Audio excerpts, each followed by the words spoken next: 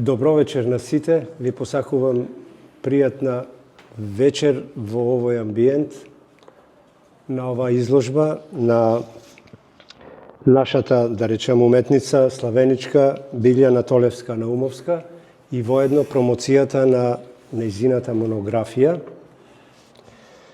Јас ќе започнам со еден текст кој што го имав посветено и напишано и е во составот на монографијата. За потоа ќе започнам со текст кој што се однесува на нејзиното творештво допред оваа изложба. Значи, за оваа изложба повеќе ќе се осврни, ќе кажи повеќе стручни излагања господинот Владо Ѓорески, виш кустос, историчар на уметност. Уметницата Билјана Толевска-Наумовска откритие на духот и духовноста. Лавираниот туш и акварелот се сликарски техники со кои Билјана Толевска-Наумовска на уникатен и собствен творечки начин мощно успешно ја изразува и потврдува својата ликовна креативност, внесувајќи многу емоција, мистика и енергија од длабините на собствениот дух и душа. Притаените, зацкриени и длабоко лоцирани имагинарни собствени духовни предели, Толевска на особено софистициран, контемплативен и изнијансиран начин ги преточува во монохроматски нијанси што ги создава со своите прецизни потези со помош на кист, перо, туш и вода. Со еден збор со техниката лавиран туш и акварел. Она што го овозможува тушот при контакт со водата, при добивањето изнијансирани потези, добиените тонови и тонеалитети на лавираниот туш создаваат длабочински и специфични текстури на представените предели, панорами и пейсажи инспирирани од македонското поднебје, од флората, особено од Преспа, со неповторливите питомини на езерските мотиви, на планината Пелистер со амбиенталните предели, шумски детали и прикази, како и полските пейсажни секвенции, растенија и цветови на Пелагонија. Дали станува збор за панорамски мотиви или за единечни секвенции и природни детали, Толевска со својот стил, со техниката лавиран туш, како и со акварелот, создава едноставни, но истовремено моќни визуелни ефекти изнијансирани до префинета суптилност. Ова се што го зборувам се прикажува на екранов. Значи, за останатиот дел ќе зборува, како што споменав, Владо Ѓорески, колегата.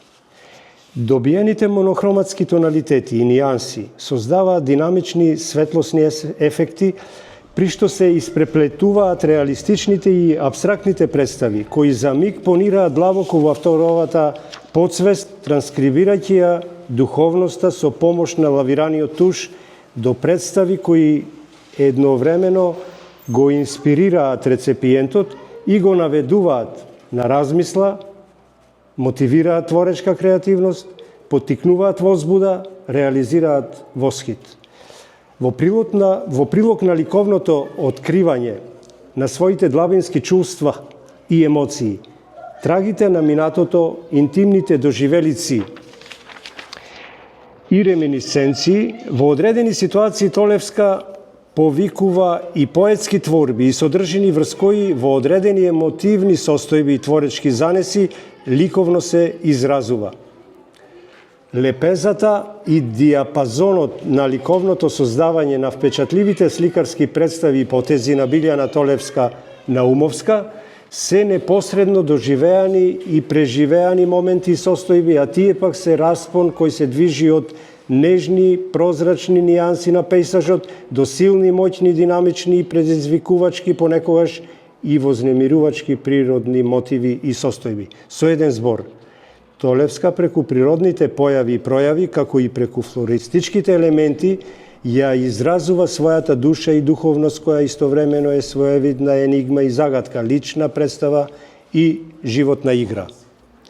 Комуникацијата со публиката и исконската човекова потреба да бидат споделени собствените размисли, идеи и креации, Толевска годинава на успешен начин го прави тоа со презентирање на своето творештво, со самостојни изложби организирани пред македонската публика во Битола, Ресен и Охрид и во случајов денеска овде во галеријата Ранко Стојмениковски. Покрај членството во Друштвото на ликовните уметници на Битола, можностите за поголема меѓународна афирмација се реалност, со оглед дека таа е веќе член на Mail Art и на Ex Libris, две престижни меѓународни ликовни асоциации, а од неодамна е примена како член на ААМ, Интернационална ликовна асоциација со седиште во Пекинг. Потрагата по вистинскиот пат на своето авторско ликовно себеоткривање, Толевска, која инаку по професија е психолог, на мощен и успешен начин ја реализира со своето обемно ликовно творештво, со техниките лавиран туш и акварел. Зашто?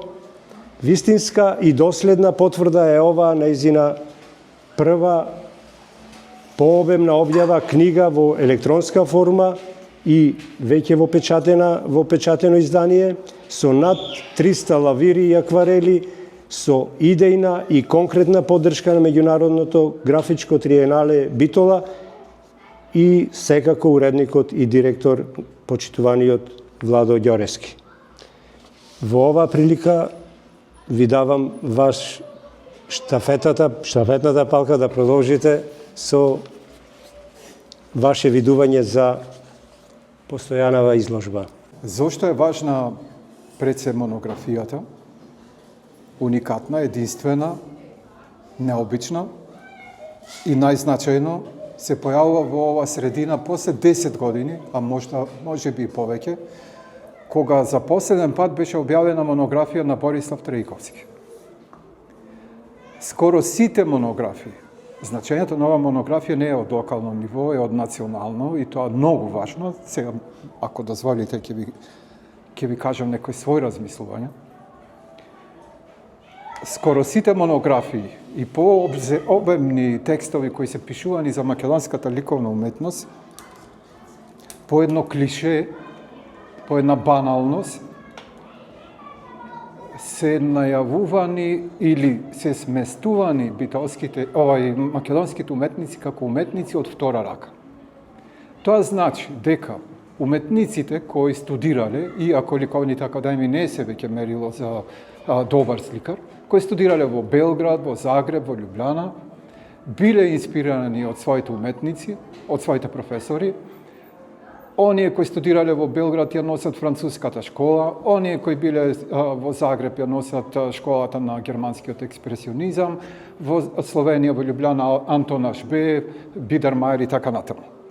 По тоа клише, македонските уметници попримаат влијание од нивните професори и тоа значи дека тие се на некој начин од втора рака. Значи, го носат импресионизмот од втора рака, го носат експресионизмот од втора рака и така натаму.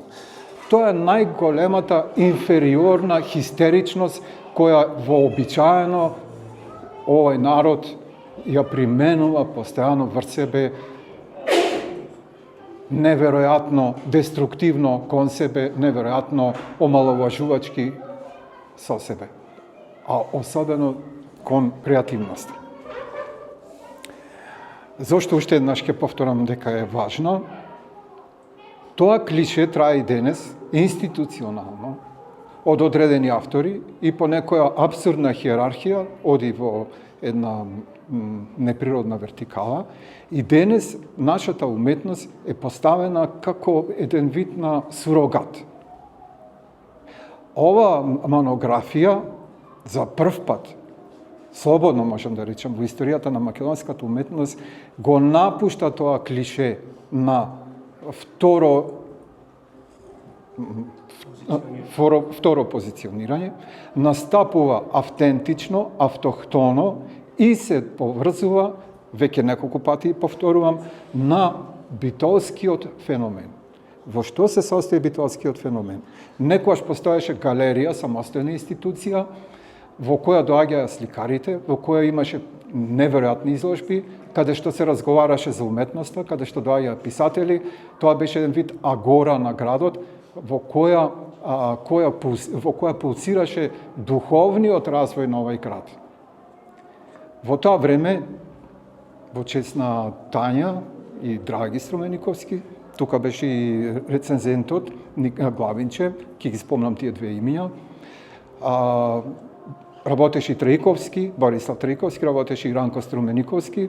Траиковски го поставија во некаков контекст на француски фовизам, тврдејќи дека таа црна линија негова, извинете за ова мало позиционирање, но е многу битно за целата ситуација. Тврдејќи дека тоа е инспирирано од Руо, од Париз и дека таа црна линија е негова.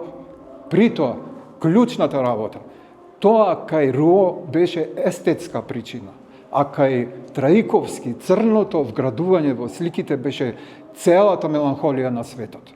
Таа длабока, меланхолична, обградена површина е пророчко поставена пред 50 години и е во корелација со она денес што ни се случува. Таа негова меланхолична апокалиптичност денес е поактуелна отколку тогаш кога се создаваше. Толку беше голем визионер. Ранко Струмениковски, значи покрај таа втора позиционираност, голем проблем, критиката беше шаблонизирана, беше банализирана, беше испразнета и, например, Ранко Струмениковски, експресионист, колорист, композиција и така натаму, флоскула, празни зборови. Значи, Ранко Струмениковски е самата есен која го следи сонцето, го гледа како пополека исчезнува и доаѓа крајот на неговото постоење, создавајќи графики кои се експлозија на есента, реквиемски, химнично, во огромна експресија на бој, простувајќи се од нас и кажувајќи дека животот не умира, дека природата е во нас и дека ние сме дел од една голема и значајна позиција која, тоа е најважното, и тоа е во ова монографија, ние имаме апсолутно робовска позиција, бидејќи му робуваме на материјалниот свет кој е потполна илузија. Ние сме составени од атоми кои не се материјални, туку се вибрација и енергија.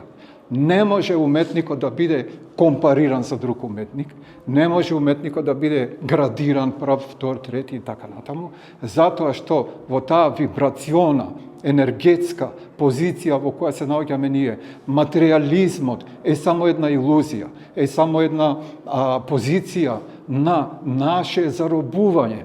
Ние сме поврзани со нитки кои се многу, многу посуптилни и многу подлабоки.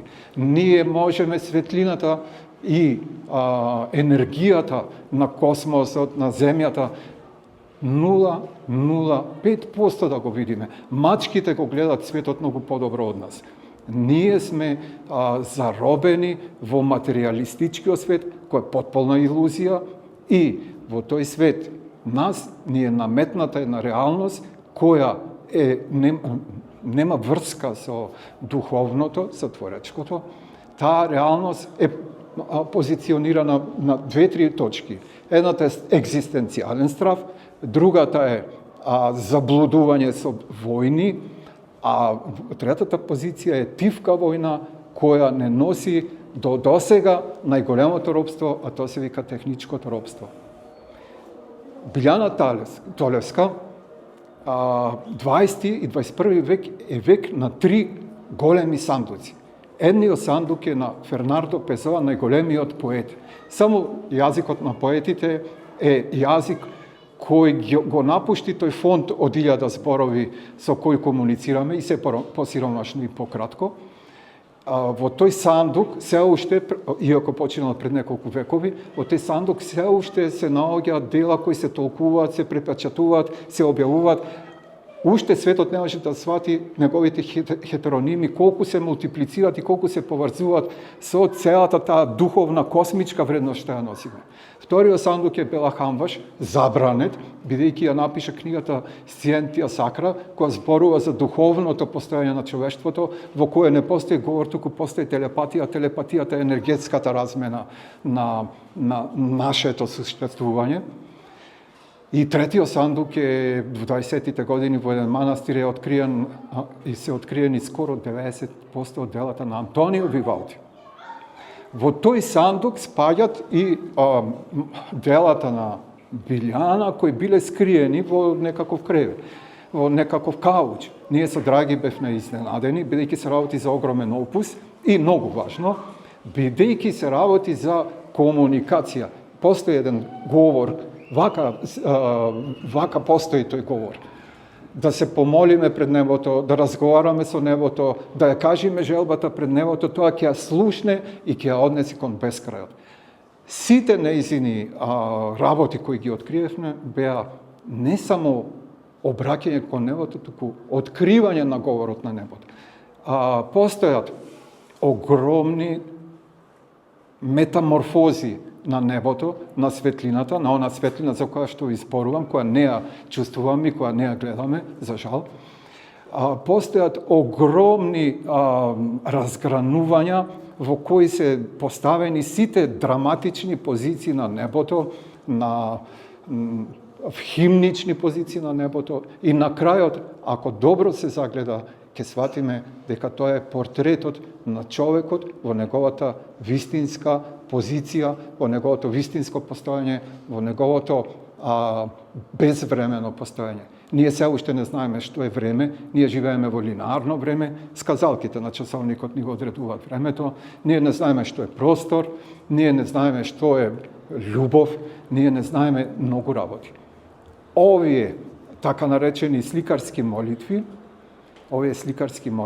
создаваат опус кој и да сака тие авторитети, и да сака институцијата на државата да ги смести во шаблони, во одредени фиоки, во одредени позиции, не може, затоа што се одделени од институционалната материјалистичка неслобода наша и веќе се во корелација со безвременоста, во корелација со нашиот енергетски, нематеријален обстојување и затоа што се уникатни во својата искреност, во својата директност и во својата чистота на создавањето. Ова монографија, после 10 години појавена, е еден од клучните моменти во толкувањето на битолскиот феномен. Траиковски беше фрлен во Бистрица, непризнат. Зошто? Затоа што тоа се првите сликари, меѓу кои Ранко, кои почувствува дека покрај овој свет постои еден друг кој е многу побогат, полифоничен, многу длабок и секогаш од целата историја, од Ван Гог, од Гоген, од Сезан, сите оние кои на светот му покажаа дека ние не сме таа стварност која ни се прикажува, дека ние не сме робовите, дека ние сме луѓе кои припаѓаат на звездениот простор, на бескрајот, сите завршуваа или во самоубиство, или во лудило, или во Бистрица, или во скромноста, повлеченоста на Ранко, или во потполно игнорирање, потполно омаловажување. Така да многу е важно, затоа што ова монографија сега иницира една ново препрочитување на делата на Траиковски. Траиковски не е фовист, не е руо, Траиковски е она што спомнав, меланхолијата на светот. Нова монографија за Струмениковски или прва монографија, во која ќе зборуваме за неговата есенска рапсодија соната. Може би нова монографија за Билјана, бидејќи ова изложба, во таа нејзина молитва кон небото, толку, морам да кажам дека нашето его е фантомско, е исто така илузија, не постои его, ние треба да се отвориме не со разумот, туку со разумот на срцето или на она внатрешна позиција наша, толку се отворила кон небото, што тоа почнува да и возвраќа. И сега доаѓаме до клучната ситуација.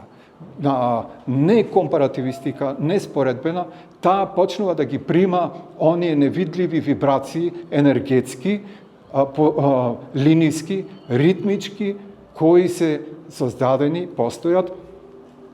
За тоа стои еден гигант, Николај Рурих.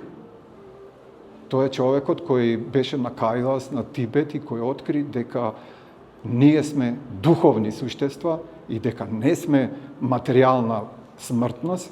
Тој човек ги дава во моментот импулсите и сметам, не мора уметникот да знае, да биде од знаењето информација, а животот на уметникот е корелација, воспоставување на заедничките тие духовни простори. Николај Рерих тука зборува преку овие линии, зборува спиритизмот, зборува мистиката, зборува дематериализацијата, зборува ритмиката на Вселената, зборува, затоа се вика изложбата, сфери, музиката на сферите. Секоја планета, секоја звезда има своја вибрација која заедно или кој заедно создаваат една голема симфонија, една величенствена симфонија. Овие се звуците кои Рерих тука ги донесе во битола и кои не се за споредување, туку се нов духовен момент кој ќе го смени целото размислување шаблонизирано, упростено, девалвирано, уништено на македонското сликарство, кое е толку автентично, толку длабоко и толку поврзано со една голема вертикала временска. Само како мала дигресија, пред 8000 години кубизмот е создаден во Велушка тумба, а жртвениците се чист кубизам, а ние, сакајки да се додвориме, сакајки да сме дел од Запад, ние велиме, ние сме Руо, ние велиме сме Пикасо. Не, тука се нашите вибрации. А ова изложба на некој начин, без да знае Билјана, и тоа е добро, не поврзува со химничноста на симфонизмот на Скрјабин, еден од најголемите езотеристи кој ја слушна музиката на Вселената. Сите линии, сите ритми, целата ова слобода се катарзични, се ослободувачки, се пресилни и се премногу авангардни. Мислам, не е адекватен збор, се премногу пророчки, како меланхолијата на Триковски, кои ни кажуваат што ни зборува небото. Наше изборот, дали по некоја година ќе носиме жици во главата, па ќе ги примаме информациите од интернет, или ќе ги гледаме длабочините на Вселената кои се во нас. Ние сме дел од многу галаксии, ние сме портретот на бескрајот и на неуништивоста. Оваа монографија и ова изложба е иницијација, е духовна и шаманистичка позиција од која во иднина може да се развива не само сликарството, туку нашето ослободување. Честитам.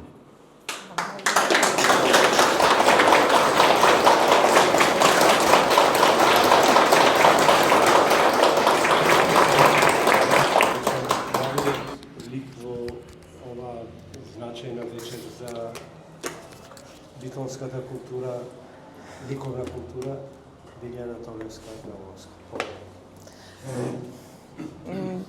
Навистина, не знам што би додала после говорот на Драган, после говорот на Владо.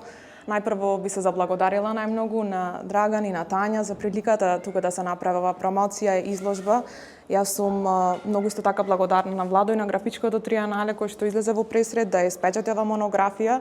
Ова е цело мое творештво во сите мои изминати години на сликарство и ми е многу мило што го собра вака да биде на едно место, што му се даде значење, што ќе може секој од нас да го има дома, да се разлистува, да не биде само изложбата момент да се видат делата. Уметноста треба да биде, според мене, дел од секојдневното живење. И многу ми е мило што сте тука сите денес. Ви се заблагодарувам на сите. Се надевам дека ќе уживате во изложбата и ќе си поминеме убаво вечерва. Фала ви на сите.